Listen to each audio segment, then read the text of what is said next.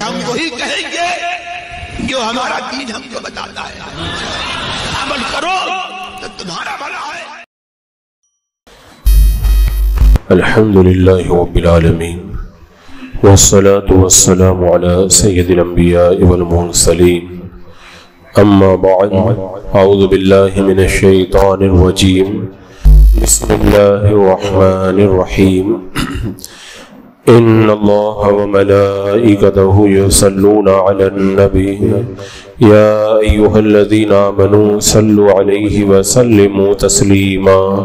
اللہم صل علی سیدنا وشفیعنا وحبیبنا ومولانا محمد وبارک وسلم صلاۃ وسلام علیک یا رسول اللہ صلی اللہ تعالی علیہ وسلم.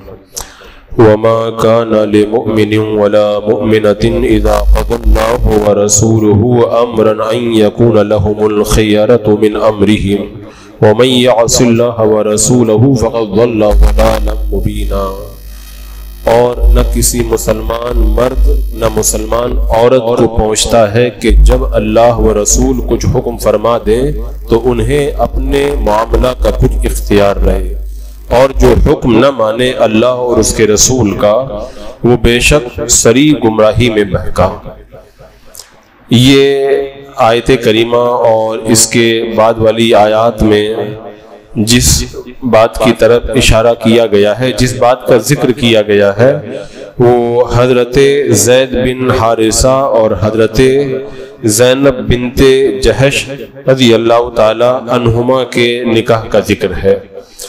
حضرت زید اور حضرت زینب دونوں کے حوالے سے مختلف مقامات پر میں گفتگو کر چکا ہوں، لیکن یہاں پر سلسلہ واقعات کو سمجھنے کے لیے کچھ اس کا ذکر کر دیا جائے. یہ آیت کریمہ حضرت زینب بنت جہش رضی اللہ تعالی عنہا کے بارے میں نازل ہوئی، اور ان کے بھائی عبداللہ بن جہش اور ان کی والدہ امیمہ بنت عبد المطلب کے بارے میں نازل ہوئی. یہ امیمہ حضور صلی اللہ تعالی علیہ وسلم کی پھوپھی تھی، اور واقعہ یہ تھا کہ زید بن حارثہ جن کو اللہ کے رسول علیہ السلام نے آزاد کر کے اپنا منہ بولا بیٹا بنا لیا تھا، یہ سرکار صلی اللہ تعالی علیہ وسلم کی خدمت کرتے تھے. تو میرے آقا علیہ السلام نے زینب کے لیے ان کے نکاح کا پیغام دیا تو ان کے بھائی نے منظور نہیں کیا. اس پر اللہ تبارک و تعالی نے یہ آیت کریمہ نازل فرمائی کہ اللہ اور اس کے رسول فیصلہ فرما دے، پھر کسی کو اختیار باقی نہیں رہ جاتا ہے. اس کی کچھ تفصیل یہ ہے کہ یہ حضرت زینب جو بعد میں ام المومنین بنی اور ہماری مقدس ماں ہیں، یہ اللہ کے رسول علیہ السلام کی پھوپھی کی بیٹی ہیں. ان کا پہلا نکاح حضرت زید بن حارثہ کے ساتھ ہوا تھا. یہ حضرت زید بن حارثہ جو شام کے رہنے والے تھے، یہ وہی زید بن حارثہ ہیں جنہیں بچپن میں تہامہ کے چند لوگوں نے شام سے پکڑ لیا تھا اور غلام بنا کر مکہ میں بیچ دیا تھا. حضرت ام المومنین خدیجہ الکبریٰ رضی اللہ تعالی عنہا کے بیٹے حکیم بن حزام بن خویلد نے ان کو خرید لیا تھا، اور تحفے کے طور پر اپنی پھوپھی یعنی حضرت خدیجہ کو انہوں نے پیش کر دیا تھا. اب یہ حضرت خدیجہ کی غلامی میں آئے، حضرت خدیجہ نے میرے آقا کی غلامی میں ان کو دے دیا. اس طرح یہ اللہ کے رسول علیہ السلام کی غلامی میں داخل ہو گئے. یہ کیسے گم ہوئے تھے؟ یہ جب بچے تھے تو اسی وقت ان کو اٹھا لیا گیا تھا. جب حضرت زید بن حارثہ گم ہو گئے تو ان کے والد اور گھر والے بڑے پریشان ہوئے. جگہ جگہ شہر بازاروں میں میلوں میں جو ہے ان کو میلوں میں تلاش کیا، لیکن کہیں ان کا پتہ نہیں چلا. بعد میں ان کو کسی نے بتایا کہ تمہارا بیٹا تو مکہ کے اندر محمد بن عبداللہ صلی اللہ تعالی علیہ وسلم کے پاس میں ہے. تو والد، چچا اور بھائی میرے آقا علیہ السلام کی بارگاہ میں آئے اور کہا، اے محمد بن عبداللہ صلی اللہ تعالی علیہ وسلم، تم لوگ تو بیت اللہ کے پڑوسی ہو، مصیبت زدوں کی مدد کرتے ہو، غریبوں اور بھوکوں کو کھانا کھلاتے ہو، احسان کرتے ہو. ہمیں پتہ چلا کہ ہمارا بچہ تمہاری غلامی میں ہے، تو ہم تمہیں منہ مانگی قیمت دے دیں گے، خدا کے لیے ہمارا بچہ ہمارے سپرد کر دو. حضور اکرم صلی اللہ تعالی علیہ وسلم نے فرمایا، میں تمہارے سامنے ایک تجویز رکھتا ہوں جو تمہارے مطالبے سے بھی بہتر ہے. انہوں نے کہا کیا؟ فرمایا کہ میں زید کو بلاتا ہوں، ان سے پوچھ لو اگر وہ تمہارے ساتھ جانا پسند کریں تو تم لے جاؤ، کسی فدیہ اور رقم کی ضرورت نہیں ہے، اور اگر وہ میرے پاس رہنا چاہتے ہیں تو میرے پاس چھوڑ دو۔ یہ لوگ راضی ہو گئے، خوش ہوئے۔ اب وہ یہی سمجھ رہے تھے کہ بیٹا تو باپ ہی کو پسند کرے گا، لیکن انہیں یہ نہیں پتا تھا کہ جس ذات کی بارگاہ میں یہ رہ رہے ہیں ان کے قدموں میں ہزاروں باپ قربان کیے جا سکتے ہیں۔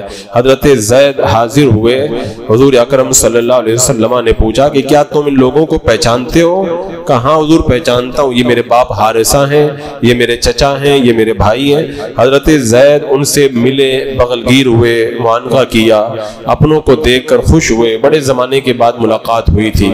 اب جو آدمی سالوں کے بعد بچھڑ کر کے اپنے گھر والوں سے ملتا ہے تو کیا خوشی ہوتی ہے، اس کا اندازہ وہی کر سکتا ہے جو کبھی جدائی کے بعد میں ملاو سے دوچار ہوا ہو۔ اب اپنے گھر والوں کا حال چال پوچھتے رہے تو اللہ کے رسول علیہ السلام نے حضرت زید کو بتایا یہ تمہیں لینے آئے ہیں، میں تمہیں خوشی سے اجازت دیتا ہوں، اگر جاؤ تو جا سکتے ہو اور میرے پاس رہنا چاہو تو رہ سکتے ہو۔ حضرت زید رضی اللہ تعالیٰ عنہ یہ سننے کے بعد میں سوچا نہیں، یہ نہیں کہا کہ مجھے موقع دیجئے، میں غور کر لیتا ہوں اور پھر سوچ کر کے بتاؤں گا، مشورہ کر لیتا ہوں۔ جیسے ہی سنا ویسے ہی بلا تردد فوراً اپنے مستقبل کا فیصلہ کرتے ہوئے کہا نہیں نہیں یا رسول اللہ، میں آپ پر تو کسی کو ترجیح نہیں دے سکتا ہوں، آپ ہی میرے باپ ہیں، آپ ہی میرے چچا ہیں، سب کچھ آپ ہی ہیں۔ آپ کی پناہ میں جو سکون اور اطمینان نصیب ہوا وہ سکون مجھے کہاں مل سکتا ہے، میں کسی قیمت پر آپ سے جدائیگی برداشت نہیں کر سکتا۔ یہ حال دیکھ کر کے زید کے باپ، چچا، بھائی دیکھتے ہی دیکھتے رہ گئے، اور جس نے بھی سنا تو وہ حیرت زدہ رہ گیا کہ یہ کیسا بیٹا ہے جو باپ کو چھوڑ کر کے کسی اور کو پسند کر رہا ہے۔ تو اللہ تبارک و تعالیٰ نے انہیں چونکہ صحیح فیصلے کی صلاحیت دی تھی، حضرت زید رضی اللہ تعالیٰ عنہ کو اللہ کے رسول علیہ السلام کی غلامی اختیار کرنے پر جو فخر تھا وہ واقعی ان کا اعجاز تھا۔ اللہ کے رسول علیہ السلام نے زید کے فیصلے کے بعد میں لوگوں کو خطاب کرتے ہوئے فرمایا تم لوگ گواہ رہو، یہ آج سے آزاد ہے اور یہ میرا بیٹا ہے۔ تو حضرت زید کا مقدر جاگ گیا اور ان کے نصیب بلندی پر پہنچ گئے۔ باپ نے تو کہا تھا کہ بیٹا یہ کیا تم غلامی کو پسند کرتے ہو آزادی کو چھوڑ کر؟ حضرت زید نے کہا تھا کہ ابا جان ان کی غلامی پر تو ہزاروں آزادیاں قربان کی جا سکتی ہیں۔ اب زید میرے آقا صلی اللہ علیہ وسلم کی تربیت میں رہنے لگے۔ اب لوگ ان کو زید بن حارثہ نہیں کہتے تھے، ان کو زید بن محمد کہتے تھے، کہتے تھے یہ تو محمد کے بیٹے ہیں صلی اللہ علیہ وسلم۔ اب بعثت کے بعد میں یہی شرف ان کو حاصل رہا جن پر زید کو بڑا فخر بھی تھا، اور عرب کا یہ دستور تھا کہ جس کو منہ بولا بیٹا بول دیتے تھے وہ منہ بولا بیٹا نہیں، وہ حقیقی بیٹا ہو جاتا تھا۔ جو حقیقی بیٹے کو حقوق ملتے ہیں منہ بولے بیٹے کو بھی وہی حقوق عرب کے اندر دیے جاتے تھے۔ اور عربوں میں ایک رسم یہ بھی تھی کہ جب کسی کو منہ بولا بیٹا بول دیتے تھے تو اب اس سے چونکہ بیٹے والا معاملہ کرتے تھے لہذا اپنے منہ بولے بیٹے کی بیوی سے یعنی طلاق کے بعد میں بھی وہ لوگ نکاح نہیں کرتے تھے، کہتے تھے یہ تو میرے بیٹے کی متعلقہ ہے۔ بہرحال تو یہ سارے معاملات طے ہو گئے۔ اب اس کے بعد میں جو اس آیت کریمہ میں ذکر ہے اس کا حاصل یہ ہے کہ چونکہ اللہ کے رسول علیہ السلام حضرت زید بن حارثہ کے کفیل تھے، وہی مربی تھے، تو آپ کو حضرت زید بن حارثہ کی شادی کرنا تھا۔ اب ظاہر سی بات ہے جب پالا ہے زید کو تو شادی بھی آپ ہی کریں گے۔ تو اللہ کے رسول علیہ السلام نے شادی کے لیے جب سوچا تو کس سے شادی کروائی؟ اپنی پھوپھی زاد بہن زینب بنت جہش کا انتخاب کیا اور انہیں حضرت زید کے نکاح کا پیغام بھیجا۔ اب جب انہوں نے سنا حضرت زینب نے تو ناراض ہو گئی، کیونکہ وہ قریش کی معزز گھرانے کی بیٹی تھی۔ حضرت زید بن حارثہ پہلے غلام رہ چکے تھے، تو اتنی عزت دار گھرانے کی لڑکی ایک ایسے بندے سے کیسے نکاح کرے جو غلامی کی جنزیروں میں جھگڑا جا چکا تھا؟ تو انہوں نے اس نکاح کو مسترد کر دیا، اور انہیں یہ نہیں پتا تھا کہ یہ اللہ کے رسول کا بھی فیصلہ ہے اور خدا کا بھی یہی فیصلہ ہے۔ جب انہوں نے نکاح کو مسترد کر دیا اور یہ آیت کریمہ اللہ تبارک و تعالیٰ نے اس موقع پہ نازل فرمائی وما کان لمؤمن ولا مؤمنۃ اذا قضى الله ورسوله امرا ان يكون لهم الخيرۃ من امرهم، نہ کسی مسلمان مرد کو یہ حق ہے نہ کسی مسلمان عورت کو یہ حق ہے کہ جب فیصلہ فرما دے اللہ اس کا رسول کسی معاملے کا تو پھر کوئی اختیار ہو انہیں اپنے معاملے میں، اب کوئی اختیار انہیں رہ نہیں سکتا، سارا اختیار اللہ کا ہے اور اللہ کے رسول کا ہے۔ یہ حکم اگرچہ حضرت زید کے لیے تھا، حضرت زینب کے لیے تھا، لیکن قیامت تک کے غلاموں کے لیے قاعدہ اصول بن گیا کہ جہاں پہ اللہ اس کے رسول کا حکم آ جائے بندہ وہاں پہ گردن جھکا دے۔ اب وہاں پر چون چرا میرا تیرا یہ وہ نہیں چلتا ہے، بس اللہ اس کے رسول نے کہہ دیا گردن جھک جائے کہ سمعنا و اطعنا، ہم نے سن لیا اور ہم نے اطاعت کر لی۔ تو جو ہی حضرت زینب بنت جہش نے یہ حکم سنا کہ اللہ نے قرآن میں آیت کریمہ اتار دی ہے، جب اس زمانے کی عورتیں قرآن سنتی تھی نا تو فوراً عمل کے لیے دوڑ پڑتی تھی، اس زمانے کے مرد قرآن سنتے تھے تو فوراً عمل کے لیے دوڑ پڑتے تھے، اور یہاں پر ہر جمعہ کو ہر دن تقریر میں سینکڑوں آیتیں پڑھ کے سنا دو اور بتا دو اللہ نے یہ فرمایا، رسول نے یہ فرمایا، اس کے باوجود بھی کان پہ جو تک نہیں ریکتی، ایک کان سے سنتے ہیں اور دوسرے کان سے نکال دیتے ہیں۔ ادھر وہ آیت کریمہ نازل ہوئی، آیت کریمہ نازل ہوئی، حضرت زینب نے اپنے بھائی عبداللہ کو بلا کے کہا جاؤ جلدی جاؤ، اللہ کے رسول علیہ السلام کے دربار میں حاضر ہو کے بتا دو میں زید سے نکاح کے لیے راضی ہوں، کیونکہ اللہ کا حکم آ گیا نا۔ جب آیت اتری تھی نا کہ وَلَوْ أَنَّا كَتَبْنَا عَلِيمًا اقْتُلُوا أَنفُسَكُمْ، اگر ہم فرض کر دیتے کہ تم اپنے آپ کو قتل کرو، حضرت ابوبکر صدیق میرے آقا کی بارگاہ میں آ کے کہتے ہیں یا رسول اللہ اگر آپ ابھی حکم دے دیں تو ابھی میں گردن کاٹ کے آپ کے قدموں میں رکھ دیتا ہوں۔ یعنی وہ سنتے تھے نا تو پھر وہ سوچتے نہیں تھے۔ اللہ کے رسول علیہ السلام نے مدینے کی گلیوں میں عورتوں کو بازار میں گلی میں بیچ راستے میں چلتے دیکھا تو میرے آقا نے فرمایا کہ عورتوں کو بیچ راستے میں نہیں چلنا چاہیے، حدیث پاک کا مفہوم تھا کنارے سے چلنا چاہیے۔ تو اس دن کے بعد میں مدینے کی کوئی عورت درمیان میں نہیں چلی، وہ جب بھی چلتی تھی تو بالکل کنارے پہ چلتی تھی، اتنا کنارے پہ چلتی تھی کہ ان کے کپڑے یہ دیوار سے کبھی کبھی الجھ جایا کرتے تھے، کیونکہ اللہ کے رسول کا حکم آ گیا۔ اور یہاں پر ہر ہفتہ مہینہ سالانہ اجتماع سننے کے باوجود بھی عورتیں بازار میں ایسے چلتی ہیں پہلوانوں کی طرح جیسے لگتا ہے کہ یہ روڈ اور یہ سارے راستے انہی کے لیے بنائے گئے، مردوں کو آگے آنے کا بالکل کوئی لاؤڑی نہیں ہے۔ اگر کوئی مرد ان کے پیچھے پھنس جائے تو وہ جب تک راستہ اگر نہیں مل رہا تو اس کو پیچھے پیچھے ہی چلنا پڑے گا۔ کیا مجال ہے کوئی عورت اس کو راستہ دے دے اور آگے نکلنے کے لیے موقع دے دے؟ کبھی بڑی جلدی رہتی ہے تو پھر کہنا پڑتا ہے یہ تھوڑا سا راستہ دے دیجئے مجھے آگے جانا ہے، تب بھی وہ راستہ دیتی ہے نا تو اتنے غصے میں راستہ دیتی ہے جیسے لگتا ہے بہت بڑا احسان کر رہی ہے راستہ۔ ان کو یہ پتہ ہی نہیں اللہ کے رسول علیہ السلام نے جب حکم دے دیا تو اب اس کے بعد تو راستے کے بیچ میں چلنا ان کے لیے جائز ہی نہیں رہ گیا۔ اب اللہ کے رسول علیہ السلام کا پیغام سنا، حضرت زینب نے بھائی کو بھیج دیا کہ جاؤ کہہ دو کہ میں اس نکاح سے راضی ہوں۔ تو حضرت عبداللہ گئے دوڑے دوڑے اللہ کے رسول علیہ السلام کی بارگاہ میں عرض کیا ہے رسول اللہ آپ کے حکم کی تعمیل ہوگی، آپ حضرت زینب کا نکاح حضرت زید سے کر دیں۔ یہ تھا ان کا ایمان، یہ تھا ان کا ایمان کہ آج لوگ کہتے ہیں ناموں سے رسالت کے ہم یہ کر دیں گے وہ کر دیں گے، لیکن سرکار نے جو فرمایا اس پہ عمل ہم لوگ نہیں کریں گے۔ یہ آج کل کے لوگوں کا حال ہے اور ادھر وہ معاملہ تھا۔ اللہ کے رسول علیہ السلام نے حضرت زینب رضی اللہ تعالیٰ عنہ کے اس فیصلے سے خوش ہو کر کے ان کے گھر پہنچے، نکاح خود پڑھایا، 10 دینار مہر ادا فرمایا۔ یہ نکاح در حقیقت اللہ کی ایک عظیم حکمت پوری ہونے کے لیے کرایا گیا تھا۔ اس نکاح میں بڑی حکمت تھی، وہ ابھی آگے آئے گا۔ واقعی اللہ اس کے رسول کے جو فیصلے ہوا کرتے ہیں ان میں بڑی حکمتیں ہوتی ہیں۔ حضرت زینب کا نکاح حضرت زید کے ساتھ نہیں ہونا تھا، یہ نکاح اللہ کے رسول کے ساتھ ہونا تھا۔ بعد میں آپ دیکھیں گے حضرت زید نے طلاق دی تو بعد میں اللہ کے رسول نے ان سے نکاح فرمایا تھا۔ تو جب اللہ کے رسول علیہ السلام سے نکاح ہونا تھا تو ڈائریکٹ کر دیا جاتا نا، یہ پہلے کیوں حضرت زید سے نکاح پڑھایا جا رہا ہے؟ لیکن کہتے ہیں نا بندے کی عقل اتنی چھوٹی سی ہے، بندہ چوں چرا کرتا ہے یہ کیوں ہو گیا وہ کیوں ہو گیا، یہ کیسے ہو گیا وہ کیسے ہو گیا۔ جیسے آج کل کچھ لوگ کہتے ہیں نا کہ فلسطین پر اتنا ظلم ہو رہا ہے، غزہ کے اندر مسلمان مارے جا رہے ہیں، میں کہتا ہوں ہمارے پاس عقل ہے کتنی؟ اللہ تعالیٰ چاہے تو آج مدد کرتے۔ لوگ کہتے ہیں جب اللہ پہ وہ ایمان لاتے اللہ مدد کیوں نہیں کرتا؟ ان کو اللہ کی حکمتیں معلوم نہیں۔ اگر پہلے ہی دن اللہ ان کی مدد فرما دیتا اور اسرائیل نیست و نابود ہو جاتا تو غزہ پہ جس دن حملہ ہوا آج تک 1 سال ہو گیا ہے، اس بیچ میں ہزاروں ہزار لوگ کلمہ پڑھ کے مسلمان ہو چکے ہیں۔ وہ مسلمانوں کی استقامت، ان کا حوصلہ، ان کی قوت ایمانی دیکھ کر کے. تو اگر پہلے ہی دن اللہ تعالیٰ اگر اسرائیل کو نیست و نابود کر دیتا تو یہ لاکھوں لوگ جو اسلام قبول کر رہے ہیں ان کو ایمان کی دولت کیسے ملتی؟ تو خدا کے ہر فیصلے کے اندر بڑی حکمتیں ہوا کرتی ہے. بندے کی عقل اتنی سی، علماء نے کہا ہے نا کہ وہ سونار کا جو ترازو رہتا ہے اس کے اندر سونا ہی تولا جا سکتا ہے، اس کے اندر اگر پتھر رکھو گے نا تو ترازو ٹوٹ جائے گا. وہ تو اتنی چھوٹی سی عقل ہے، اس عقل کے ترازو میں اگر پہاڑ رکھو گے تو کیسے عقل برداشت کر پائے گی؟ ہمارے اندر وہ عقل نہیں جو خدا کے قانون کو پورے طور پر سمجھ پائے. اب اللہ کے رسول علیہ الصلوۃ والسلام نے نکاح پڑھا دیا.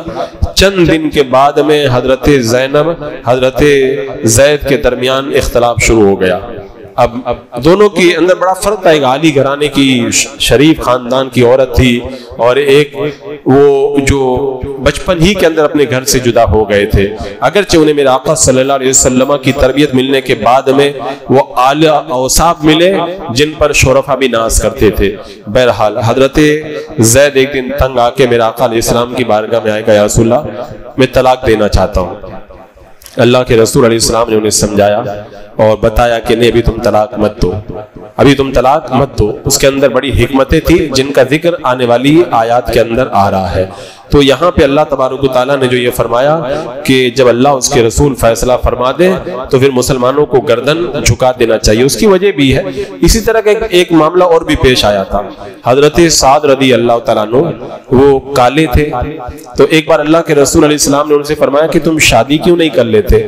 عرض کی یا رسول اللہ میں کالا آدمی ہوں، مجھ سے کون شادی کرے گا؟ میرے آقا صلی اللہ علیہ وسلم نے فرمایا قبیلہ ثقیف کے سردار کے پاس جاؤ اور ان سے جا کے کہو کہ اپنی بیٹی سے نکاح میرے ساتھ میں کر دے. اور جب گئے وہ سردار سے جا کے کہا کہ آپ کی بیٹی کا نکاح میرے ساتھ میں کر دیں تو برہم ہو گئے، وہ جلال میں آ گئے. بولے کہاں میری وہ حور جیسی بیٹی اور کہاں تم کالے، میں اپنی بیٹی تمہیں دوں گا. تو اب وہ جب جانے لگے نا حضرت سعد تو بیٹی نے اندر مکان میں سن لیا کہ ابا ان کو واپس بلا لو، یہ اللہ کے رسول کا جب فیصلہ ہے تو جلدی قبول کر لو، کہیں اللہ تعالیٰ کوئی حکم نازل نہ فرما دے. تو انہوں نے بلایا اور اپنے باپ کو بیٹی نے کیا کہا. آج کل کی لڑکیاں کسی کالے سے نکاح کر کے دیکھو پھر وہ کتنا تماشا کرتی ہیں اور پھر دیکھو کتنا ہنگامہ ہوتا ہے. اس زمانے کی بیٹیاں بھی کتنی فرما بردار تھی. کیا کہا یار، کہا کہ اللہ کے رسول کی بارگاہ میں جائیں اور جا کر کے معافی مانگیں اور کہیں کہ میں تیار ہوں اپنی بیٹی کا نکاح تمہارے ساتھ میں کروں. یعنی اللہ کے رسول جب فیصلہ کر دینا تو یہ نہیں دیکھا جاتا ہے سامنے کتنا غریب آدمی ہے، لولا لنگڑا ہے یا وہ کالا ہے، کیسا، کچھ نہیں. فیصلہ کس کا ہے؟ اللہ کے رسول علیہ السلام کا. اور سرکار کے فیصلے اپنے فیصلے نہیں، یہ خدا کے فیصلے ہوا کرتے. وما ينطق عن الهوى، اللہ کا رسول جو کہتا اپنی طرف سے نہیں کہتا، وہ خدا کا فیصلہ تمہیں سناتا ہے. اب گئے اور سرکار کی بارگاہ میں جا کے کہا یا رسول اللہ مجھے معاف فرما دے، میں نے غلطی سے رشتہ ٹھکرا دیا تھا، میں قبول کرتا ہوں، میری بیٹی کا نکاح ان کے ساتھ میں کرنے کے لیے تیار ہوں. یہ صحابہ کرام کا جذبہ جان نثاری تھا. اور آج کل لوگوں کو جو اللہ اس کے رسول کا فرمان سنا، یہ پورا واقعہ ابھی آگے والی آیتوں میں آ رہا ہے، آپ اس کے اندر بڑی حکمتیں دیکھیں گے. یہاں پر میں یہ جو فرمایا گیا کہ اللہ اس کے رسول فیصلہ فرما دے تو فوراً قبول کر لو، اس پر میں چند باتیں اس لیے کہہ دینا چاہتا ہوں کہ آج ہمارے معاشرے کا پورا ٹکڑا جو ہے وہ اس کا علاج اسی آیت کے اندر رکھا ہوا ہے. قسم خدا کی اگر مسلمان اس آیت کریمہ کو سن کر عمل کرنا شروع کر دیں کہ اللہ اس کے رسول نے کیا کہا ہے، بس آگے ہمیں کچھ نہیں سننا ہے، تو سارے دگڑے ختم ہو جائیں، ساری پریشانیاں دور ہو جائیں، زندگی میں بہار ہی بہار آ جائے. لیکن ہوا کیا ہے، ہم نے غیروں کو تو اپنایا لیکن اپنوں کو چھوڑ دیا.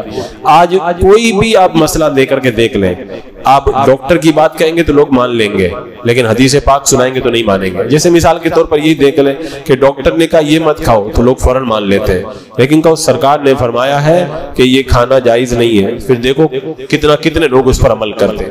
اتنی جن کی ذہن کی سوچ اتنی گھٹیا ہو چکی ہو کہ سرکار کے فرمان کو اہمیت نہ دیں اور دنیا دار کافر مشرک کی بات کو اہمیت دیں، اس کے بعد میں اللہ کی رحمت کی چھتریاں نہیں تانی جاتی ہے، اس کے بعد عذاب کا کوڑا ہی نازل ہوا کرتا ہے. اور میں نے اس سے پہلے بتایا تھا نا کالج کی لڑکی کے بارے میں کہ جب ایک مسلمان لڑکے کو اس نے گانا سننے کے لیے کہا تو مسلمان لڑکے نے انکار کر دیا کہ میں گانا نہیں سنتا. تو وہ لڑکی کہنے لگی کیوں نہیں سنتے؟ کہا کہ میں تمہیں بتاؤں، سرکار کا فرمان بتاؤں کہ سائنسداں کی باتیں بتاؤں؟ تو لڑکی کہنے لگی کہ اب بتاؤ، مسلمان لڑکی کے یہ الفاظ ہیں، وہ کہہ رہی ہے کہ تم ابھی وہی باتیں کرو گے کہ گانا سنیں گے تو کان میں شیشہ پگھلا کے ڈالا جائے گا، یہ ملاؤں کی باتیں مجھے مت سناؤ. تو جواب کے اندر اس لڑکے نے کیا کہا تھا، فلاں ایک کتاب سائنسدان نے لکھی ہے، اس کے اندر لکھا ہے گانا سننے سے انسان کا میموری پاور اتنا کمزور ہو جاتا ہے۔ ایک سائنسدان نے یہ کتاب لکھی ہے، اس کا یہ نام ہے، انگلش کے اندر، یورپ سے چھپی ہے، اس میں لکھا ہے گانا سننے سے انسانی دماغ کتنا ڈیمیج ہوتا ہے، یہ ہوتا ہے، سب بتانے لگا۔ تو لڑکی کہنے لگی تمہاری لاجک تو بہت اچھی ہے۔ تو مسلمان بچے نے کہا میری لاجک نہیں اچھی ہے، تمہارا دماغ انگریزوں کا غلام ہو گیا ہے، سرکار کی بات سناؤ تو کہتی ہے ملاؤں کی باتیں رہنے دو، اور جب کسی انگریز کی بات کرو تو کہتے بڑی اچھی لاجک ہے۔ تو یہ واقعی یہ ہماری پوری سوسائٹی اور معاشرے کا یہی حال ہے، حدیث پاک سناؤ تو بڑے ملا مولوی کی باتیں ہیں، اور ڈاکٹر کی باتیں سناؤ، کسی پروفیسر کی بات سناؤ، یا کسی انگلش کے اندر لکھی ہوئی کتاب کا حوالہ دو، بولے ہاں واقعی اس کے اندر تو بڑی لاجک ہے، اس کے اندر تو بڑی حکمت ہے۔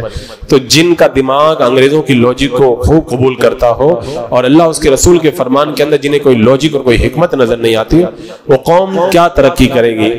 یہ آج ہمارے معاشرے کا ٹکڑا۔ اس کی میں نے اپنی تقریروں میں بار بار مثالیں بیان کی ہے، جیسا کہ وہی پردے کی لاجک کے بارے میں نے بتایا تھا کہ فلائٹ کے اندر جب ایک مسلمان عورت سے ایک لبرل نے کہا تھا کہ چلو باتیں کرتے ہیں، تو لڑکی نے کہا تھا کیا باتیں کر، کہا کہ پردے کے بارے میں باتیں کرتے ہیں۔ تو کہا کہ پردے کے بارے میں باتیں کرو گے تو پہلے میری بات سن لو، پہلے میری بات سن لو۔ گھوڑا، گدھا اور بکری سب گھاس کھاتے ہیں، ایک لید کرتا ہے، گوبر کرتا ہے، ایک مینگنی۔ یہ اتنا فرق، گھاس تو ایک جیسی ہے اور یہ گوبر، لید، اور اس میں فرق کیسے پڑ جاتا ہے؟ وہ لبرل کہنے لگا مجھے نہیں پتا۔ تو لڑکی نے یہی جواب دیا تھا خدا کا بنایا ہوا قانون ہے پردہ، تم گوبر، لید اور گھوڑے کے ان سب گندگی کے بارے میں تو تمہیں پتا نہیں ہے، اور خدا کے بنائے ہوئے قانون کی لاجک تم مجھ سے پوچھنا چاہتے ہو؟ خدا کے قانون کو سمجھنا تمہارے بس کی بات نہیں، تم پہلے گندگی کو سمجھو، اس کے بعد میں پھر اللہ اس کے رسول کے قانون کو سمجھنا۔ تو یہ آج عام طور پر جو مسلم، میں کفار کی بات نہیں کرتا، مسلمان بچے اور بچیاں جو کالج میں پڑھ رہے ہیں نا، ان کے دماغ اتنے جو ہیں وہ گھٹیا ہو چکے ہیں کہ وہ غیروں کی باتیں انہیں اچھی لگتی ہیں، اللہ اس کے رسول کے فرامین انہیں اچھے نہیں لگتے، انہیں پسند نہیں آتے۔ حضرت علی نے کتنی پیاری بات کہی تھی، اللہ اکبر۔ یہاں پہ اللہ تعالیٰ نے فرمایا نا کہ اللہ اس کے رسول کا حکم آ جائے تو پھر بات ختم ہو جاتی ہے۔ حضرت علی کہتے ہیں دین عقل کے مطابق نہیں ہے، دین اللہ اس کے رسول کے فرمان کے مطابق ہے۔ کیوں؟ اگر دین عقل کے مطابق ہوتا نا تو جو موضوع پہ مسح کیا جاتا ہے تو موضوع کے اوپر مسح کیا جاتا ہے۔ اگر عقل کے مطابق ہوتا نا تو جو بھی گندگی لگتی ہے موضوع کے نیچے لگتی ہے، نیچے مسح کرنے کا حکم ہوتا ہے، لیکن ہم نیچے مسح نہیں کرتے، ہم عقل کو کنارے رکھ دیتے ہیں، ہم کہتے ہیں جو اللہ اس کے رسول نے فرما دیا اسی کے اوپر عمل کریں گے۔ یہ تھا ان مقدس ہستیوں کا معیار، تبھی وہ لوگ کامیاب تھے، اور آج ہم لوگ اسی لیے جو ہے وہ ناکامیوں کی زندگی گزارنے کے لیے مجبور ہیں۔ آج لوگ کہتے ہیں نا کہ عورتوں کو نوکری ملنا چاہیے تاکہ وہ خود کفیل ہو جائیں، مردوں کی محتاج نہ رہیں، یہ ان کا دماغ ہے۔ لیکن اسلام نے جو یہ مکمل ایک داستان ہے، اسلام نے عورتوں کو نوکری سے کیوں دور رکھا، اس میں کیا حکمتیں ہیں اور اس کی وجہ کیا ہے، انشاءاللہ کبھی موقع ملا تو اس حوالے سے گفتگو ہوگی۔ یہاں پہ اللہ تبارک و تعالیٰ نے ارشاد فرما دیا کہ نہ کسی مسلمان مرد کو یہ حق ہے نہ مسلمان عورت کو یہ ہے کہ جب فیصلہ اللہ اس کے رسول کا آ جائے کسی معاملے میں تو پھر کوئی اختیار انہیں اپنے معاملے میں باقی رہ جائے۔ اختیار سارے ختم ہو گئے، کیوں؟ پیدا اسی نے کیا ہے، اور رحمت بن کے میرے آقا تشریف لائیں، جو وہ کہیں گے وہی ہوگا۔ یہ حضرت زینب کا واقعہ یہاں پر شروع ہوا ہے، ابھی آنے والی آیتوں میں پوری تفصیل آ رہی ہے، انشاءاللہ اس کا ذکر آتا ہے۔ بسم اللہ الرحمن الرحیم، اللهم صل على سيدنا مولانا محمد وبارك وسلم صلاة وسلام عليك يا رسول الله یا اللہ یا رحمان یا رحیم العالمین۔ اپنے محبوب کریم رؤوف الرحیم علیہ الصلوۃ والتسلیم و تمام محبوبین کا صدقہ قرآن و سنت پر عمل کی توفیق عطا فرما۔ اے اللہ دین کے اوپر مضبوطی سے قائم رہنے کا جذبہ عطا فرما، سنت مصطفیٰ پر مولا مر مٹنے کا شوق عطا فرما، ایمان پہ زندگی، ایمانی پر خاتمہ نصیب فرما۔ ربنا تقبل منا انك انت السميع العليم وتب علينا انك انت التواب الرحيم۔ ان الله وملائكته يصلون على النبي يا ايها الذين امنوا صلوا عليه وسلموا تسليما۔ اللهم صل على سيدنا وشفيعنا وحبيبنا ومولانا محمد وبارك وسلم صلاة وسلام عليك يا رسول الله۔ سبحان ربك رب العزة عما يصفون وسلام على المرسلين والحمد لله۔